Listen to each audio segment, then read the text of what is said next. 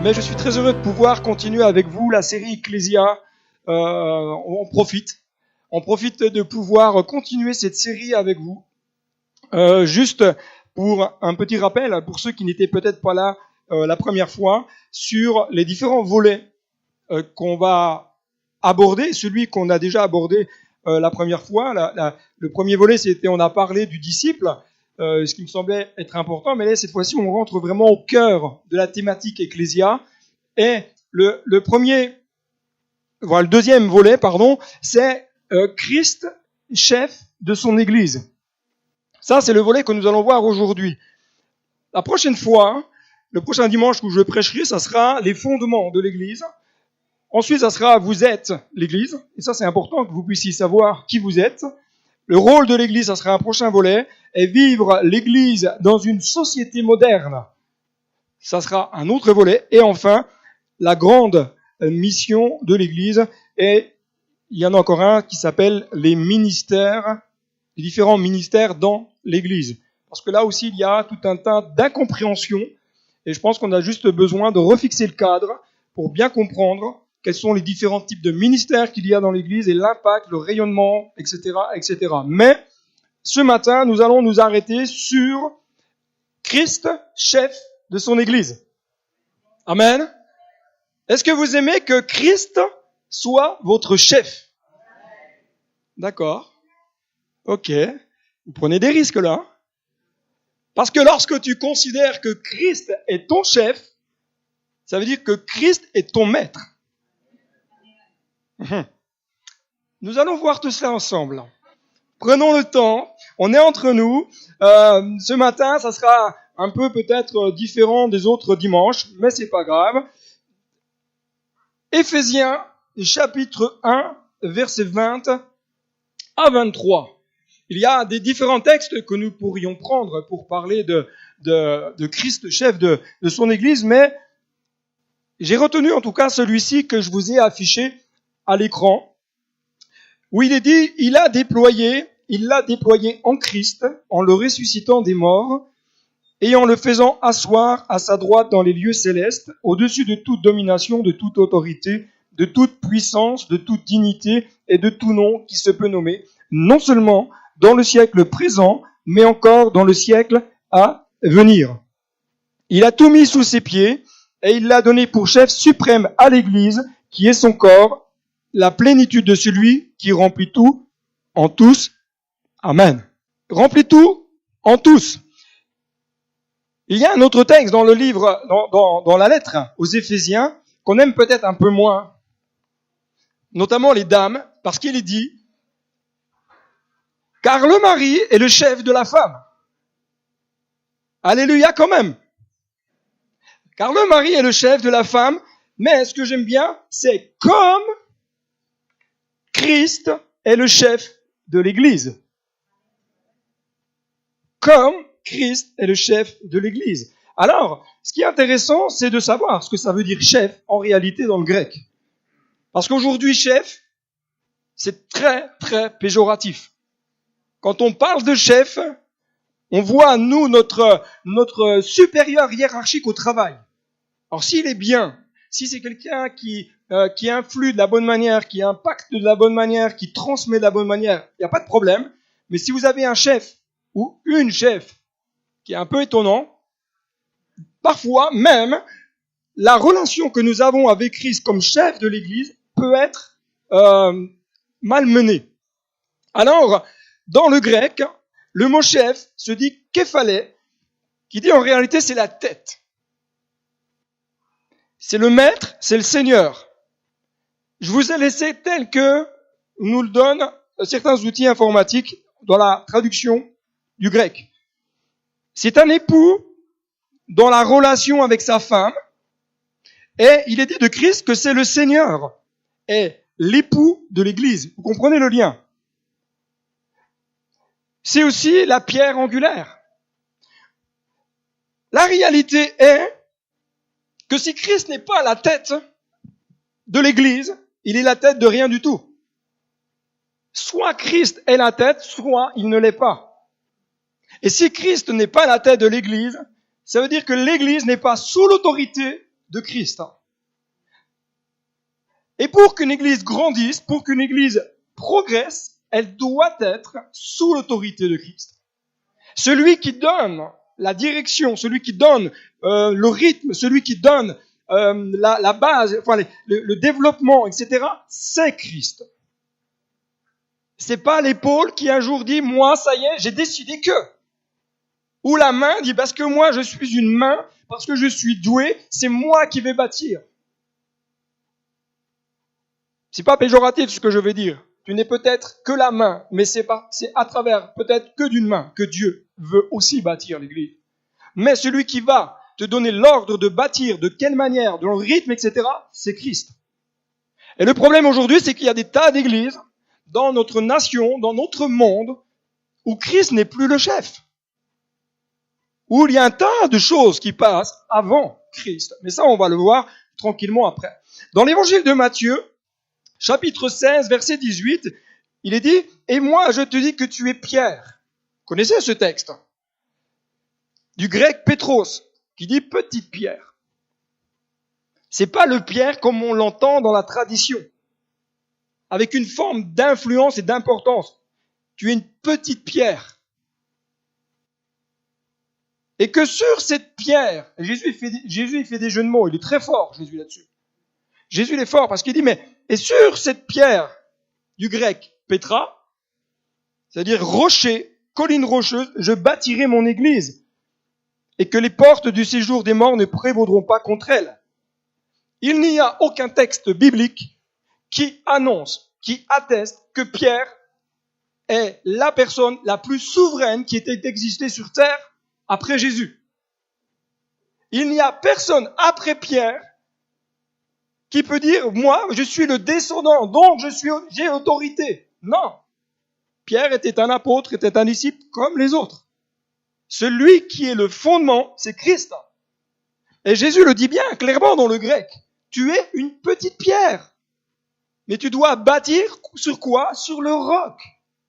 Et le rocher des siècles, c'est pas l'apôtre Pierre, c'est Christ.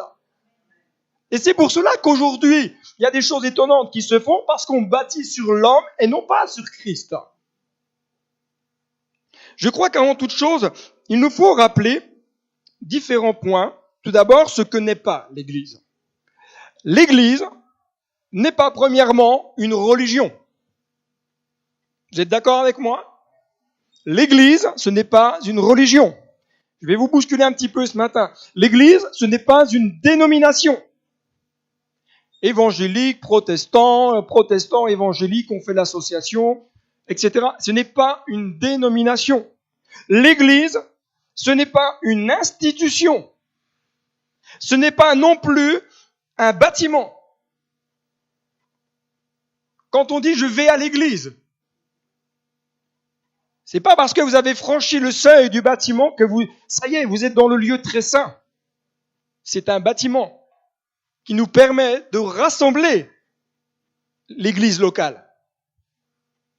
Le bâtiment n'est pas saint. Celui qui est saint, c'est celui qui habite.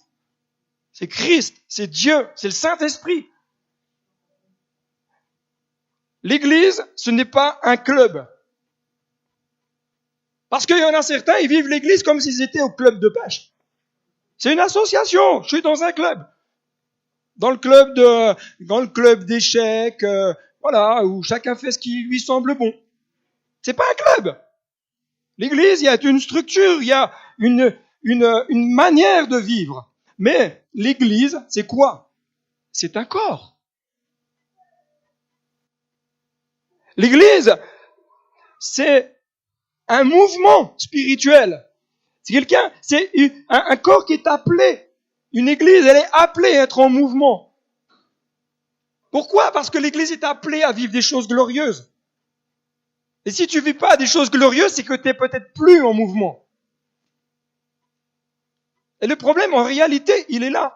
C'est qu'on vit l'église comme étant un club, donc on vient à l'église comme si on allait au club d'échecs, mais on ne vit rien parce qu'on n'est pas en mouvement.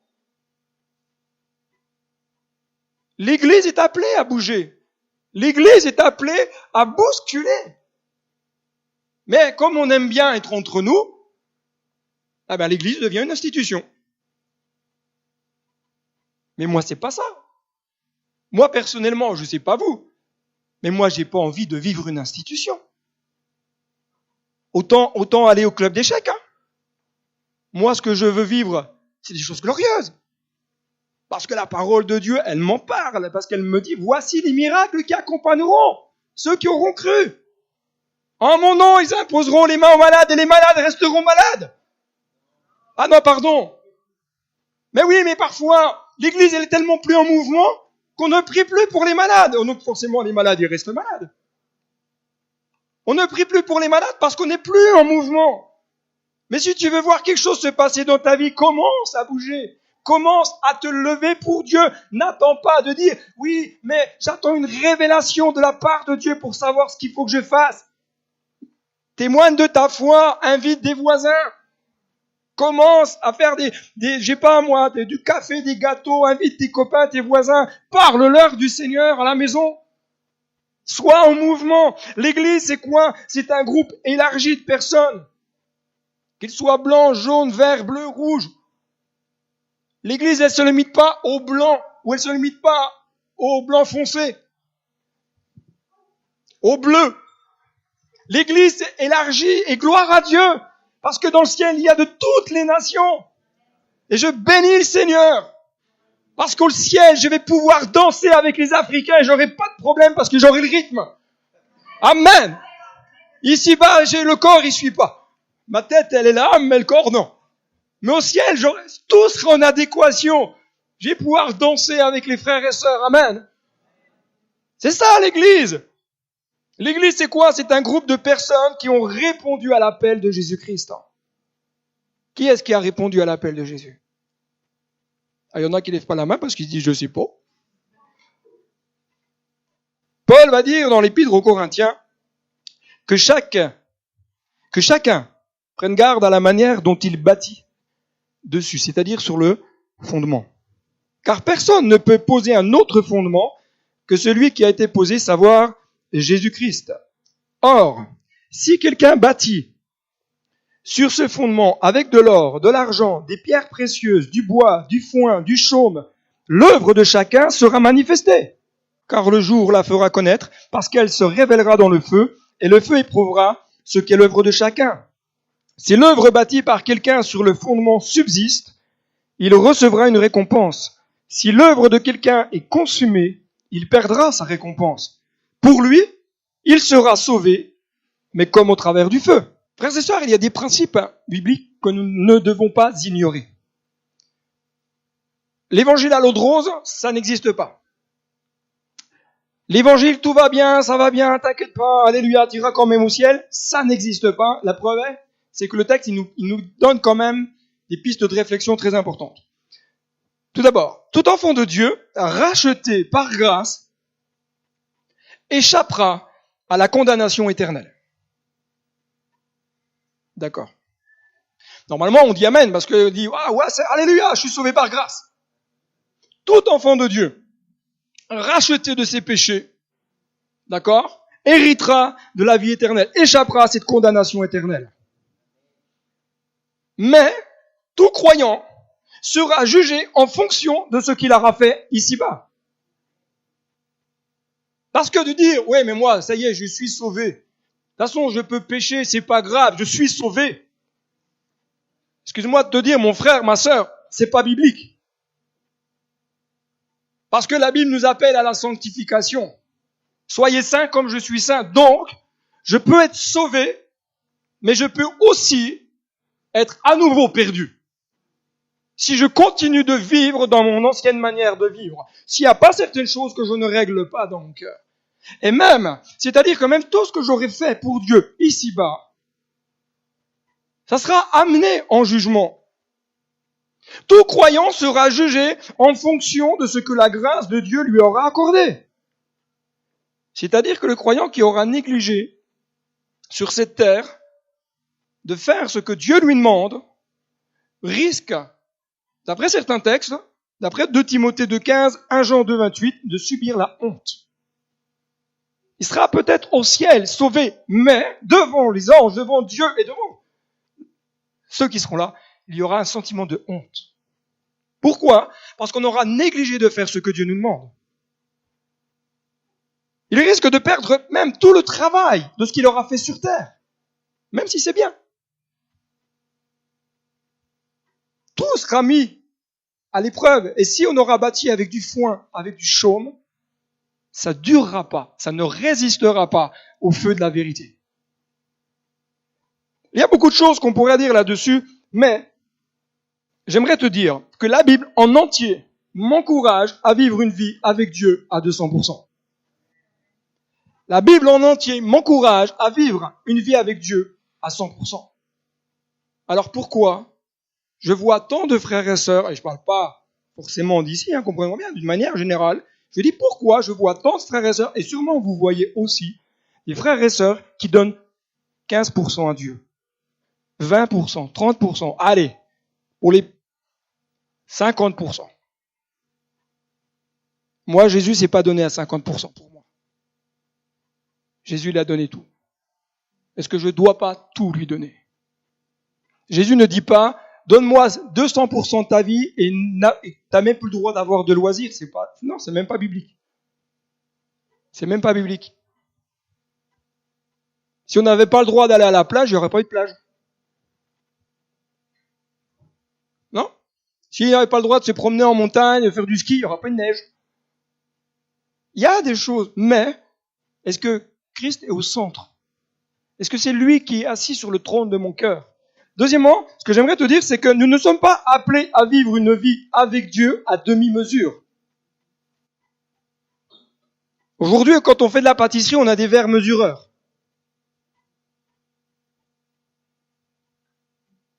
Un demi-kilo de farine, 4 œufs, 125 grammes de sucre, un peu de beurre, puis pouf, vous avez une pâte à crêpes.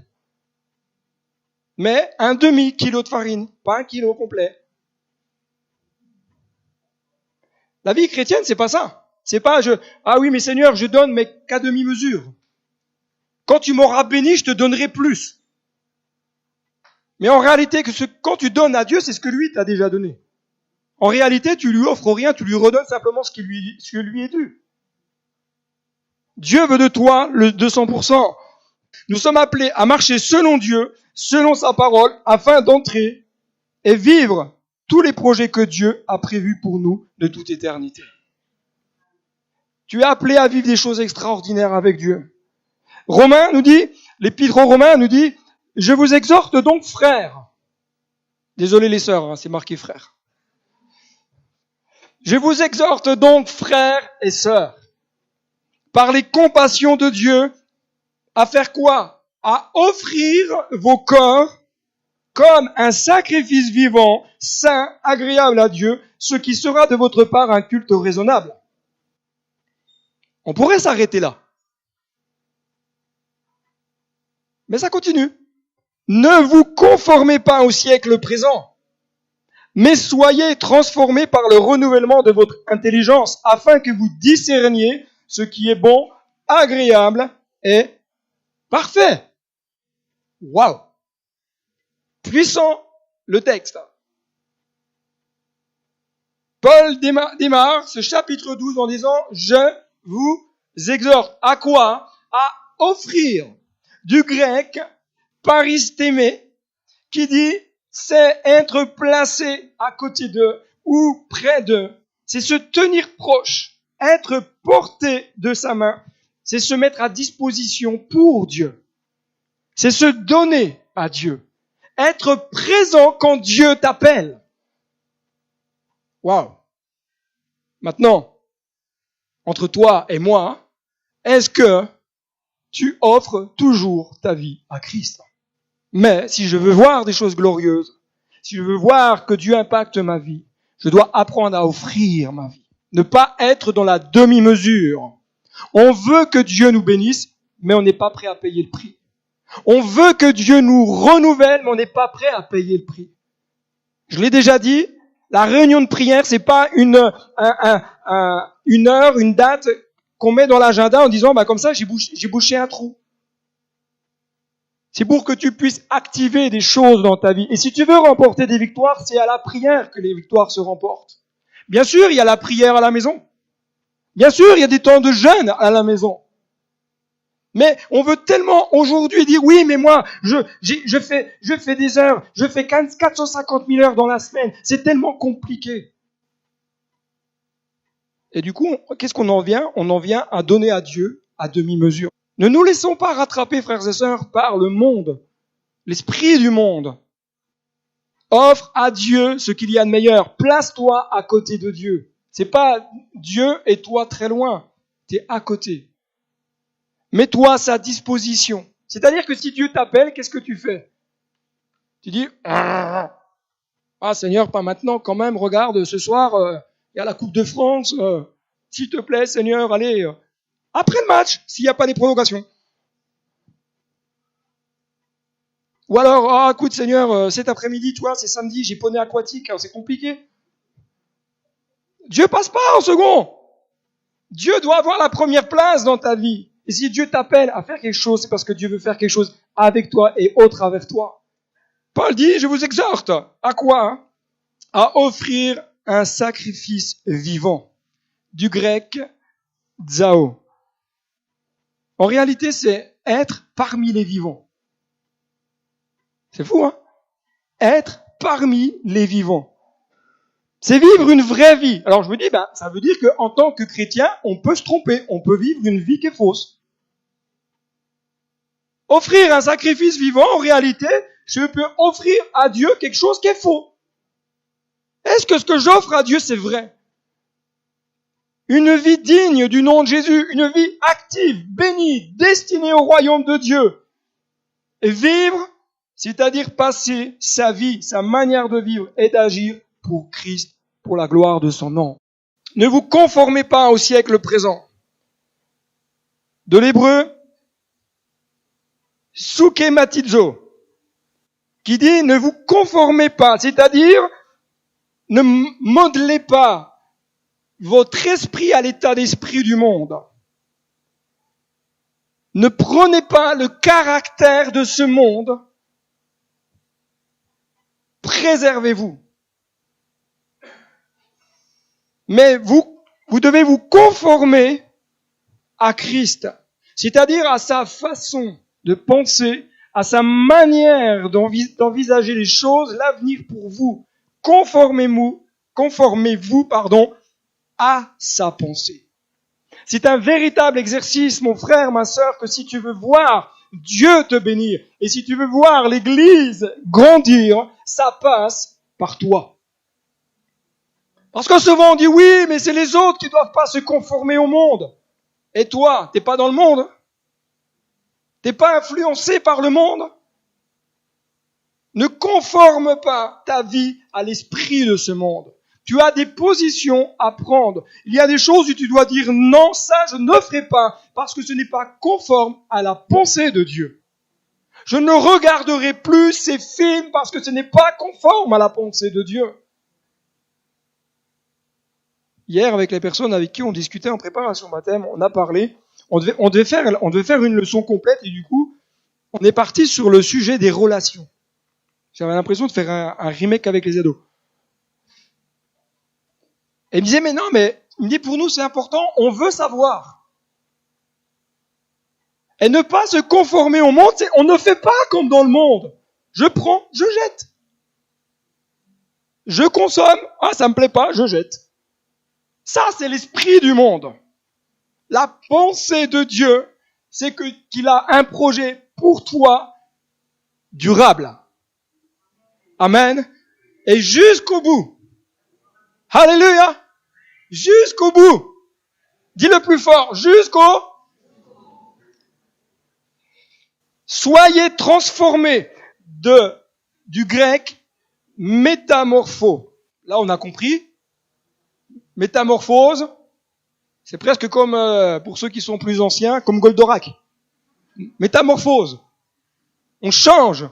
On revêt une armure. On change de personnage. Mais en réalité, d'un point de vue scripturaire, ça veut dire quoi? Mais changer dans une autre forme. Transformer, être transfiguré. Jésus a vécu une métamorphose, puisqu'il a vécu la transfiguration. Et toi, la transfiguration, elle sera quand Jésus reviendra. Là, tu seras transformé d'un être, en un être glorieux. Amen. Mais la transformation est déjà en route en toi. Seulement, tu crois peut-être que parce que tu t'es engagé avec Dieu, ça y est, alléluia, j'ai donné ma vie à Jésus, mon caractère, il est totalement réglé. Et là, tu as ton époux, ton épouse qui dit, non. Non, tout n'a pas été réglé. Mais oui, mais tu as besoin d'être transformé jour après jour. Chaque jour, chaque matin, je suis sûr que toi comme moi, parce qu'on n'est pas différents, on a tous les jours des choses à déposer au pied du Seigneur. Dis, Seigneur, fais encore grâce, s'il te plaît. Et là, tu as ton époux, il dit, ah oui, oui. Amen. Soyez transformés. Mais comment? Renouvelés. Ça veut dire qu'il y a un renouveau, il y a une rénovation pour ceux qui sont dans le bâtiment. À un moment, ils comprennent un peu. Mais c'est aussi un changement complet vers quoi? Vers le meilleur. Ce que Dieu veut faire pour toi, ce n'est pas un changement pour que tu deviennes pire, c'est un changement pour que tu deviennes... Amen. Dieu t'appelle à devenir... Dieu t'appelle à devenir... Amen. Est-ce que vous êtes l'Église? L'Église est appelée à devenir... Donc, dans une semaine, vous serez... Amen. Alléluia. Je vais être le pasteur le plus heureux après. Revenons un instant, quelque part, à un sujet important, que Christ est le chef de l'Église. Jamais la parole de Dieu ne nous parle de Jésus comme étant le dominateur de l'Église. Ça, c'est important aussi. Il faut être équilibré, même dans la prédication. Jésus n'est pas appelé à dominer l'Église. Jésus, c'est le chef. C'est celui qui règne au-dessus de tout, mais il n'use pas de pression sur les membres, d'accord, pour faire ce que lui a envie de faire. Il va nous emmener, nous entraîner, il nous précède, il nous montre la voie. Et c'est l'œuvre du Saint-Esprit que de produire en nous ce que dit la parole de Dieu, le vouloir et le faire.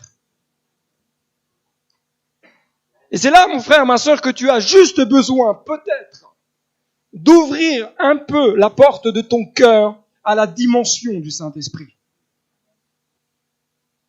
Parce que s'ouvrir à Dieu, c'est rentrer dans une dimension du Saint-Esprit, c'est-à-dire écouter ce que le Saint-Esprit est en train de te dire dans ton être intérieur, parce qu'il veut t'emmener au changement. Il va renouveler en toi peut-être des choses qui ont été peut-être brisées par le monde, peut-être même par les églises, par des hommes, etc. Mais Dieu ne se repent pas.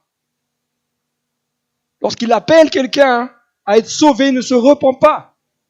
Lorsque Dieu t'appelle, Dieu va faire tout pour que tu puisses entrer dans ton appel. Mais tu as juste besoin de laisser une porte ouverte à l'Esprit de Dieu afin qu'il t'amène à découvrir ce que Dieu veut. Jésus est le chef. Alors qu'est-ce que ça peut signifier que Jésus est le chef, qu'il est la tête? Jésus est le chef, c'est-à-dire que c'est Christ qui dirige son Église.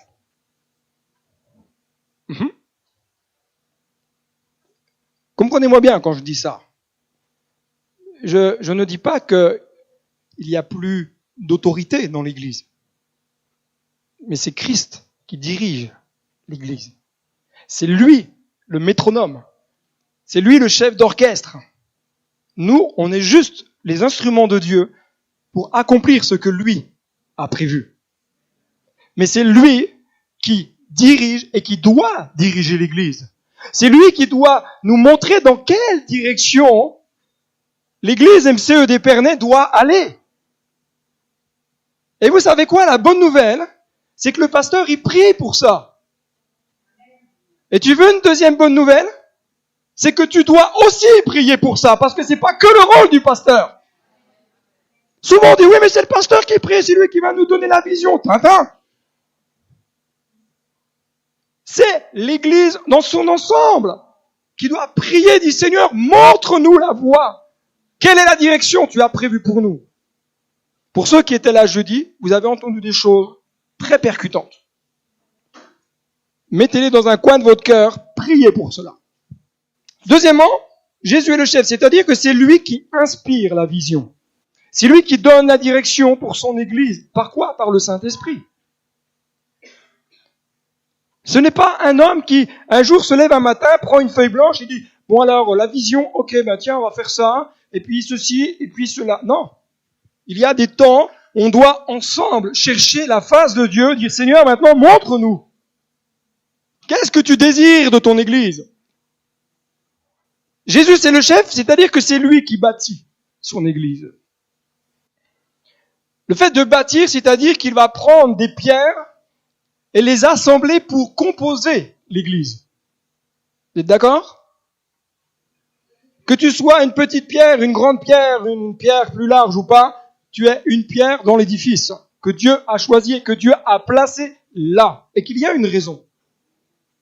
Mais c'est Christ qui bâtit l'Église. Et j'aime le dire, c'est lui qui bâtit comme il veut. C'est pas moi qui décide de dire, c'est comme ça.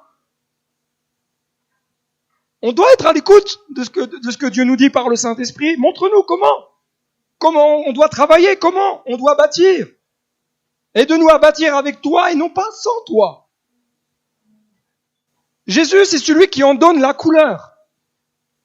Je ne sais pas si vous avez déjà pensé à cela. Jésus, c'est celui qui donne la couleur à l'Église. Je ne sais pas si vous comprenez ce que je suis en train de dire là. Non. Mais c'est bien, comme ça je peux vous expliquer. Quand vous allez vous allez peut-être des fois dans la rue témoigner et que vous croisez un frère, une sœur, et dit, mais moi aussi je suis chrétien, je vais dans l'église là-bas. Peut-être que l'église qui a une autre dénomination, c'est une autre couleur. Vous en avez certains qui sont pentecôtistes, vous en avez d'autres qui ne sont non pentecôtisants. C'est ça la couleur.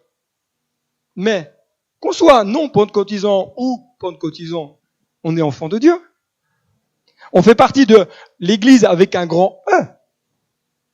On fait peut-être pas partie de l'église locale dans laquelle on est rattaché, mais on fait partie de l'église que Dieu bâtit. C'est lui qui donne la couleur et gloire à Dieu pour la... Oh, c'est vrai que un jour quelqu'un dit, oui, mais je comprends pas pourquoi il y a plusieurs églises dans une ville.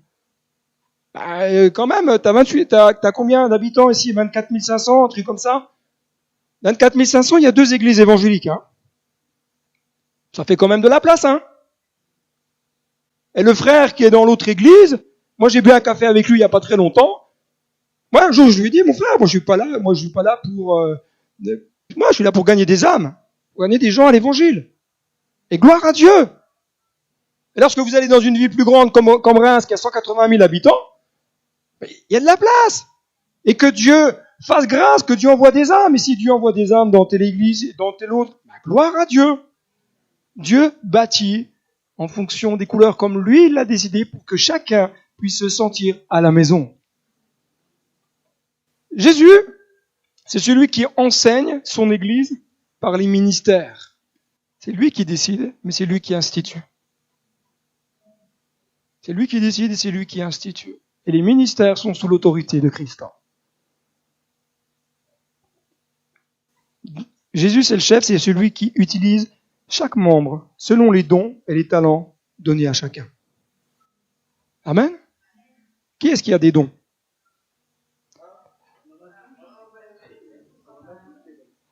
Je pose la question, qui est-ce qui a des dons?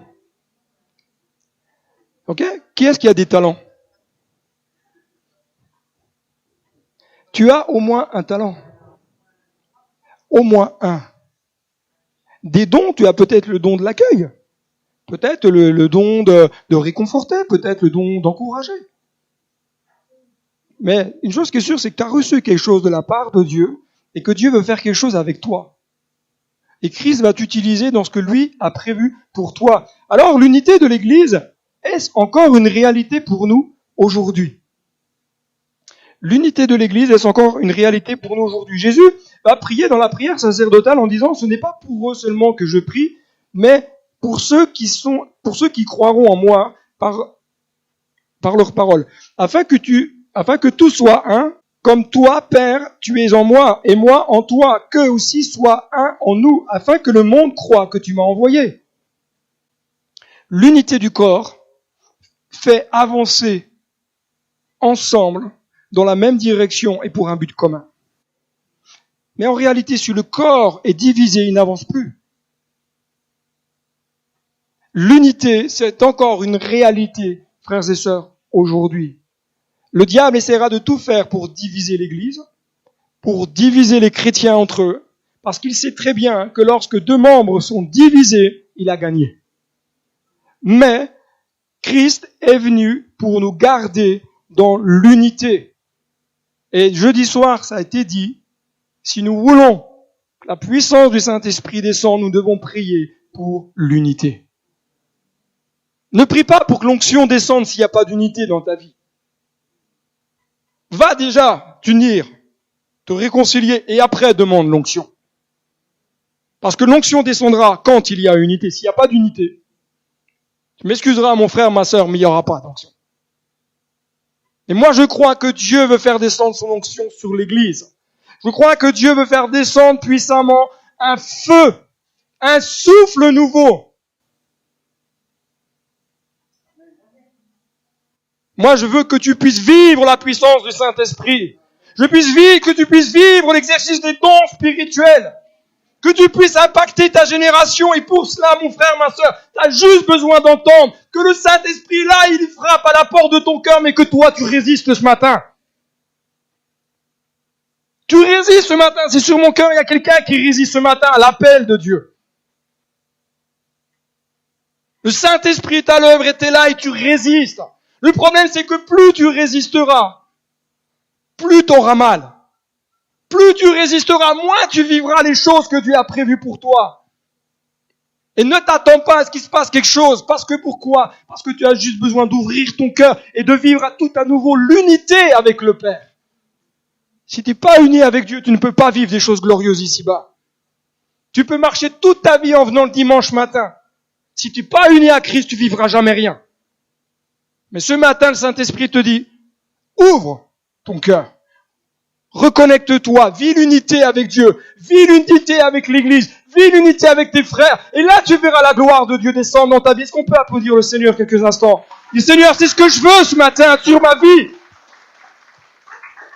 Chaque membre œuvre non pour son bien personnel. On vit pas pour nous. On sert pas le Seigneur pour nous. Mais nous vivons tous pour un bien commun, tout en se soumettant à la tête du corps qui est Christ, et en se soumettant les uns les autres. Ah oui, mais moi je suis soumis à Dieu. Mais si tu n'es pas soumis à l'autorité locale, tu n'es pas soumis à Dieu. C'est un principe biblique. Et ça n'existe pas que dans le Nouveau Testament, ça existe déjà du temps de Moïse. À partir du moment où on n'est pas soumis à l'autorité que Dieu place, et quelle qu'elle soit, vous comprenez-moi bien, c'est pas parce que je suis pasteur que je dis cela, mais quelle que soit l'autorité que Dieu met en place, si on n'est pas soumis, on n'est pas soumis à Dieu. On peut ne pas être d'accord. On a le droit.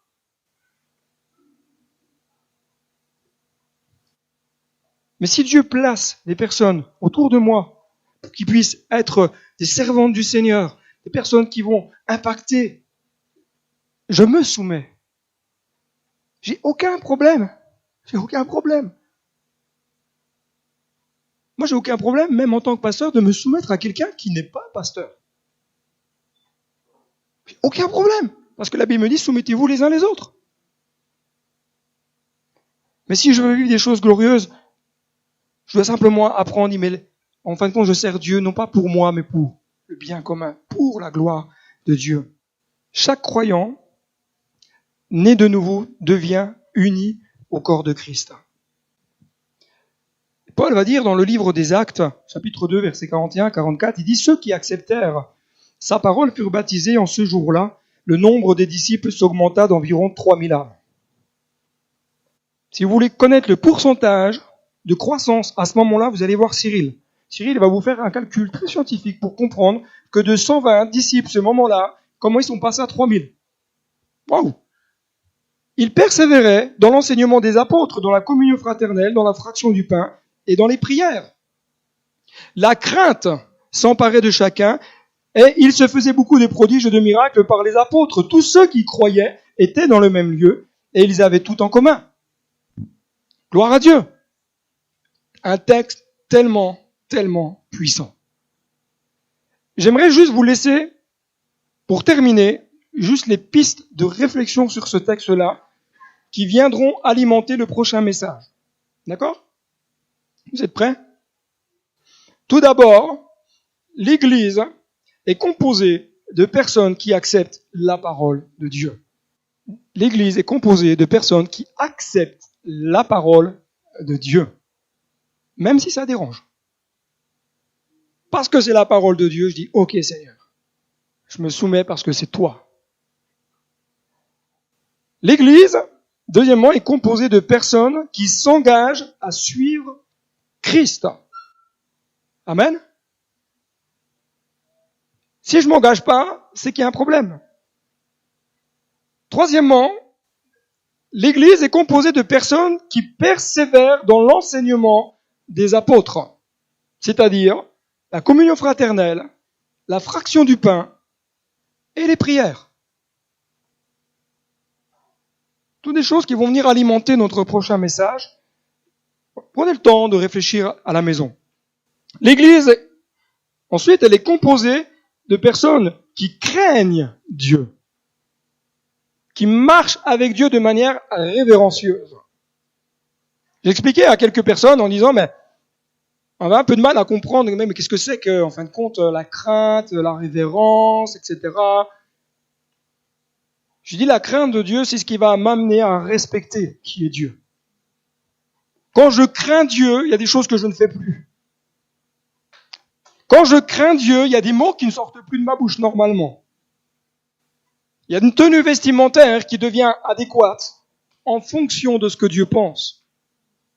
Et quand Dieu entre dans notre cœur, ce qui se passe à l'intérieur se reflète à l'extérieur. Il y a des choses que je ne devrais plus porter en tant qu'enfant de Dieu. J'ai rien contre la mode, comprenez-moi bien. Chacun trouve son code vestimentaire en fonction de sa personnalité. Ça, c'est normal. Et voilà, il y en a qui sont plus survêtes, il y en a qui sont plus de jeans, il y en a qui aiment bien les belles chaussures, il y en a qui aiment bien voilà, toujours habillé avec un costard, cravate, etc. Ça, c'est pas cela. Mais est-ce que je suis en adéquation? Lorsque je crains Dieu, je cherche à plaire à Dieu. Je cherche à plaire à Dieu dans ce que je vois, dans ce que je dis, dans ce que j'écoute, dans ma manière d'être, dans ce que je vis. L'Église, elle est composée de personnes qui vivent des prodiges et des miracles. Amen. L'Église est composée de personnes qui vivent. Demandez à Dieu de vivre des miracles. Le temps des miracles n'est pas fini, frères et sœurs. L'Église est composée de personnes qui se réunissent dans un même lieu. Aujourd'hui, on est dans une mentalité, on dit « j'ai pas besoin d'église ». L'église locale, elle n'est pas parfaite, certes, mais qu'est-ce qu'elle est belle. Qu'est-ce qu'elle est belle.